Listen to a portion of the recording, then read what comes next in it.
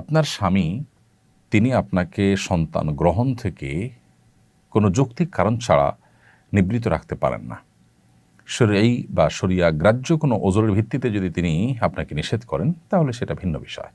এর বাইরে তিনি এখন ভয় পাচ্ছেন অথবা সন্তান কি খাবে সেই চিন্তা করছেন অথবা মানুষ কি বলবে সেসব ভাবছেন।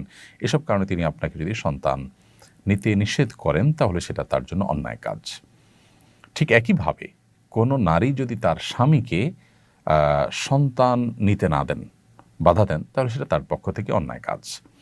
মূলত আল্লাহ রাব্বুল আলামিন বৈবাহিক এই সম্পর্ক স্থাপন করবার নির্দেশ করেছেন মানব ধারা পৃথিবীতে যেন টিকে থাকে সেজন্য। নবী সাল্লাল্লাহু আলাইহি সাল্লাম চান তার উম্মার সদস্য সংখ্যা বাড়ুক।